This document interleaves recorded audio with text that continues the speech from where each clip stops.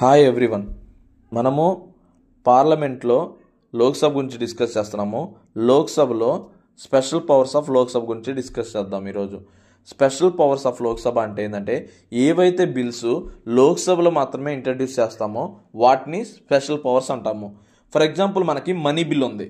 Money bill అంటే article 110లో ఏవైతే government యొక్క ట్యాక్సెస్, గవర్నమెంట్ యొక్క బారోయింగ్స్, గవర్నమెంట్ యొక్క ఎక్స్పెండిచరు, కన్సాలిడేటెడ్ ఫండ్ ఆఫ్ ఇండియాకి వచ్చే రిసిప్ట్స్ గురించి డిస్కస్ చేస్తామో వాటిని మనీ బిల్ అంటాము.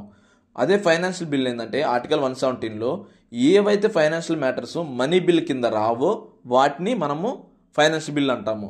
అండ్ మరియు confidence motion, no confidence motion, censure motion, cut motion ఇవి కూడా లోక్సభలో మాత్రమే ఇంట్రడ్యూస్ చేస్తాము.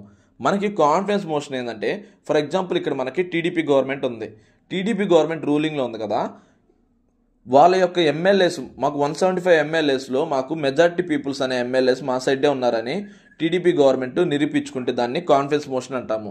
అదే నో కాన్ఫిడెన్స్ మోషన్ ఏంటంటే అపోజిషన్ పార్టీ వైఎస్ఆర్సీపీ ఇప్పుడు టీడీపీకి ఇంత మెజారిటీ లేదని బిల్ అనేది ఇంట్రడ్యూస్ చేస్తే దాన్ని నో కాన్ఫిడెన్స్ మోషన్ అంటాము. సెన్సర్ మోషన్ ఏంటంటే ఫర్ ఎగ్జాంపుల్ ఒక మినిస్టర్ ఉన్నారు, ఒక రవాణా శాఖ మంత్రి ఉన్నారు మనకి. ఆ రవాణా శాఖ మంత్రి యొక్క పాలసీ కానీ అది మనకు నచ్చపోతే ఒక ఎమ్మెల్యేలు వేసి ఈ మీరు ఏదైతే డిసిషన్ తీసుకున్నారో అది మాకు నచ్చలేదు అని చెప్పి దాన్ని డిసప్రూవల్ చేసి మెజారిటీ ఆఫ్ పీపుల్స్ కూడా దాన్ని డిసప్రూవల్ చేస్తే ఆ యొక్క మినిస్టర్ అనేది రిజైన్ చేయాల్సి వస్తుంది. సో దాన్ని సెన్సర్ మోషన్ అంటారు. ఈ సెన్సర్ మోషన్ని ఒక్క మినిస్టర్ మీదే కాదు, గ్రూప్ ఆఫ్ మినిస్టర్స్ మీద కూడా బిల్ అనేది పాస్ చేయొచ్చు. Next cut motion. Cut motion అంటే ఏంటంటే ఏవైతే బడ్జెట్ సంబంధించిన రిలేటెడ్ ఉంటాయో వాటి గురించి డిస్కస్ చేస్తే కట్ మోషన్. మనకి డీటెయిల్గా ఈ మోషన్స్ అనేవి డిఫరెంట్ టైప్స్ ఉంటాయి. ఇవి మనము నెక్స్ట్ క్లాస్లో డిస్కస్ చేద్దాం డీటెయిల్గా. మరియు నెక్స్ట్ ఇంకా ఏం పవర్ ఉంటుంది అంటే లోక్సభకి ఆర్టికల్ 352 ప్రకారం మనకి లోక్సభకి నేషనల్ ఎమర్జెన్సీ అనేది ఇప్పుడు ప్రజెంట్ నేషనల్ ఎమర్జెన్సీ ఉందనుకోండి, ఆ నేషనల్ ఎమర్జెన్సీ అనేది విత్డ్రా చేసే అధికారము లోక్సభకు ఉంటుంది. లోక్సభకి ఒకవేళ ప్రెసిడెంట్ లోక్సభ లేదనుకోండి సెషన్లో, ప్రెసిడెంట్ దాన్ని విత్డ్రా చేస్తారు. అదే లోక్సభలో లోక్సభ అనేది సెషన్లో ఉందనుకోండి, స్పీకర్ దాన్ని విత్డ్రా చేస్తాడు నేషనల్ ఎమర్జెన్సీని.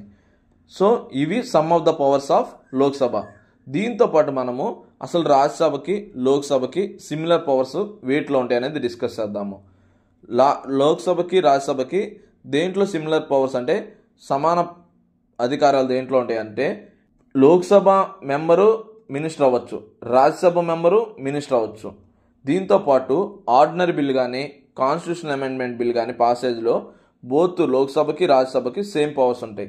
దీంతో పాటు president, vice president elections, impeachment of president దీనికి సంబంధించిన వాటిలో కూడా సేమ్ పవర్స్ ఉంటాయి.